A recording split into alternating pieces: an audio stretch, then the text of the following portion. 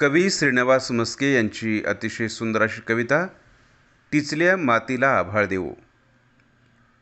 सावल्या उन्हाळ्यात चल थोडा विसावा घेऊ, खूप कोलाहलात टिचल्या मातीला आभाळ देऊ।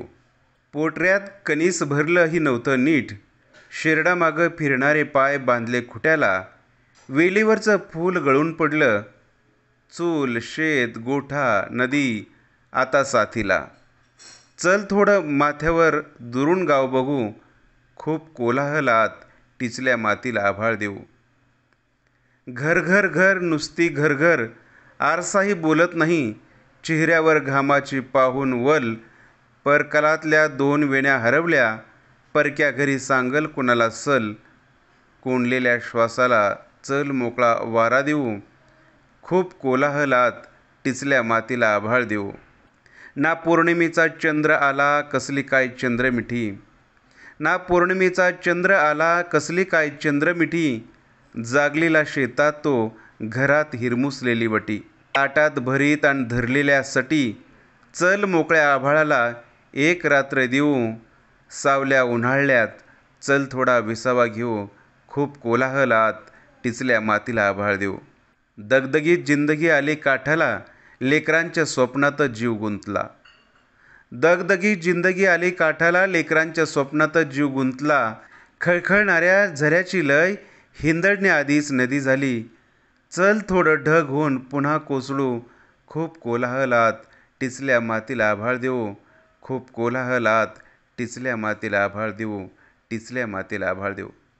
कवी श्रीनिवास म्हस्के। श्रीनिवास म्हस्के यांच्या या कवितेचं रसग्रहण केलं आहे सुप्रसिद्ध कवयित्री छाया बेले नांदेड यांनी।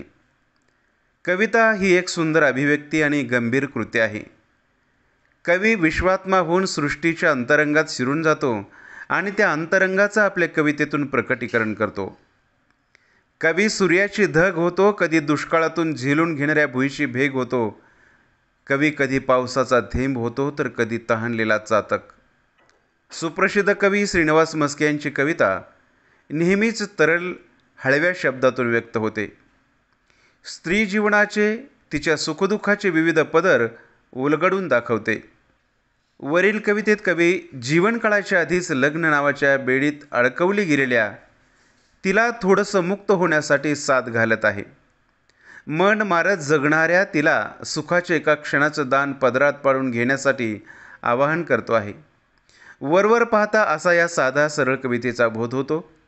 या कवितेकडे जर दुसऱ्या कोपऱ्यातून पाहिलं तर ती आजच्या अस्वस्थ काळाच्या तुकड्याचं वास्तव नेमकेपणानं टिपते। माणसाचं बेहोशीत निरर्थक धावणं, आतली आटलेली ओल, तळापर्यंत अगदी कोरडा ठाक पडलेला माणूस ओल शोधत राहतोय। आभाशी जगात सगळीकडे खरं खोटं कळून येऊच नये असा सुखाचा रंग फासून पहुडलेले हसरे चेहरे, ते बघून सुखाची ओढ अजूनच तीव्र होते। मग तो सुखाचा क्षण पकडण्यासाठी त्याची आंतरिक धडपड। काळ त्या सुखाच्या क्षणाचा भास ओंजळीत घेऊन उंबरट्याबाहेर उभा आहे। प्रयत्न करूनही माणसाचा हात तिथपर्यंत पोहोचू शकत नाही। इथे तो काळ प्रियकर हळवी साथ घालतोय तिला मुक्त होण्यासाठी। तू किती सोसलंय किती भोगलंय, मी साक्षीदार आहे त्याचा। तू माझ्या खांद्यावर थोडा विसावा घे, मी देऊ केलेल्या सुखाच्या 2 घटिका भोगून पहा। अशी बतावणी करीत सुखाची उंजळ पुढे करीत असला तरी ती खरंच त्याची साथ ऐकून जोखड उतरवून बेड्या तोडून बाहेर पडेल। तिला सुखाची सनातन ओढ असली तरी आतले अनिश्चिततेचे भयही तेवढेच आदिम।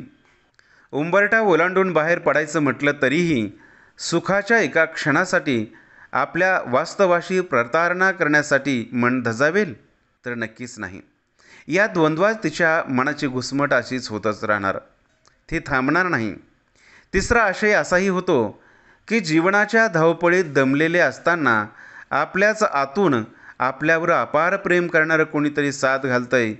जगरहाटीपासून वेगळं होऊन आत परतून ये आणि स्वतः सोबत बसून थोडा विसावा घे, असा वेगवेगळा आशय प्रसवणारी ही कविता मनाला भावली, म्हणून हा शब्दप्रपंच। कवयित्री छाया बेले नांदेड।